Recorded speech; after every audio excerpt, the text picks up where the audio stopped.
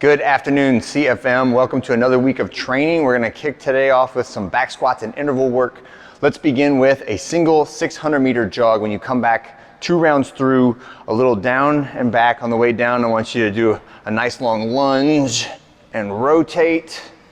On the way back, just regular old bear crawl.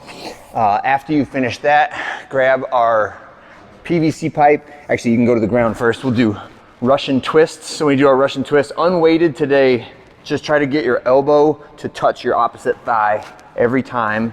And think about rotating more with your lower abdominals than you do with your upper abdominals. So it's not just swiveling my elbows back and forth. I'm trying to rotate from the trunk, the lower part of my abs.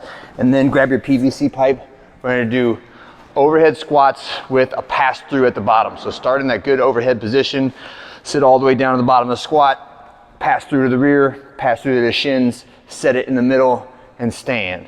So down to the back, to the shins, back to the middle, and stand. And that drill I really like because it is a great way to learn where that central position is that you need to have the bar at in order to be balanced front to back on the overhead squats. And in general, we always say the bar should travel in a vertical path, even though my hips and my shoulders are moving relative to one another. My hips are going back, shoulders going forward.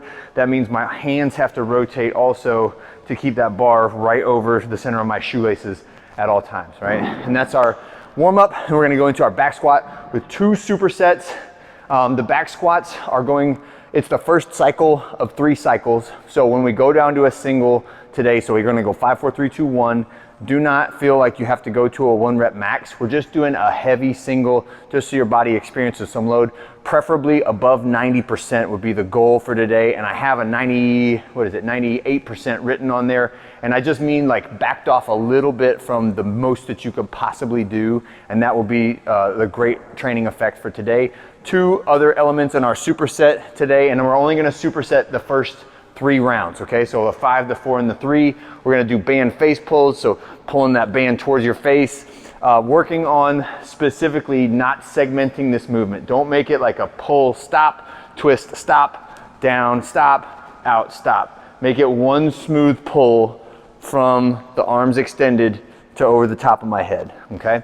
And then our other one is a double dumbbell RDL plus shrug. This is just a little hip, hamstring, and shoulder accessory work. You can go as heavy as you want to go. I would just suspect you're not going to want to go much more than about the 70s, but you're more than welcome to try it. So RDL, keeping the knees almost straight, extend up and shrug. RDL, shrug. RDL, shrug, okay? So we're getting a little combo work there today. All right, that is our strength portion. When we finish that, we can put everything away. All you need is body weight and a rower, sorry, body weight and a rower for today's workout. So the way this will work, this is an interval workout, but it's going to be extremely variable in when people are going. So when you're doing it, don't look at what anyone else is doing, right? You just go on your own clock and pay attention to your own time frame that you do it in, okay? So we'll start off with, it's going to be 1 15-minute block. The workout will be over in 15 minutes, so you need to structure the interior of that so that you can get a good interval effect in that amount of time. 3, 2, 1, go. We're gonna go out the door, run a 400-meter interval, right? Come back, and my intent for that is 2 to 3 minutes. So if 400 meters takes you out past 3 minutes at a pretty hard effort, then I want you to cut the distance back so that you are back in the door, inside the gym in under 3 minutes, okay? After that, you will have minute 3 through 12 to perform 3 times through the interval of a 20 or 16 calorie row and then 20 jumping lunges. So when we jump, make sure we're getting the hips extended, trying to switch those feet in the air. If you have to stop and take a break, that's totally fine. But what I want you to do is don't keep going when you've got to slow way down and do like a step lunge. If you have to do a step lunge, either grab a band and add some assistance to it so that you can create enough force to get your body off the ground, or just stop, shake it out, rest for a second, and then go back to those good jumping lunges, okay? So it's 20 calories for the guys, 16 calories for the ladies on the rower, and then 20 jumping lunges, and then rest whatever you want to rest, noting that you have only until the 12 to complete 3 rounds. Okay, and the scoring, let's finish now. So and then from 12 to 15, you have to do your final running interval, right?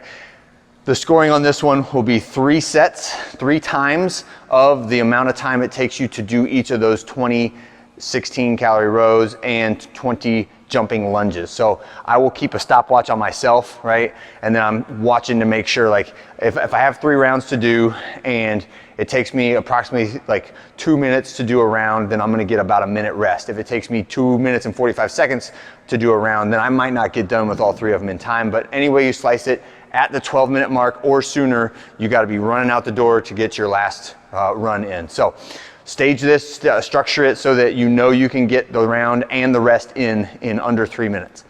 And that should do it for today. All right, hope everybody has a great one, and I'll see you guys tomorrow.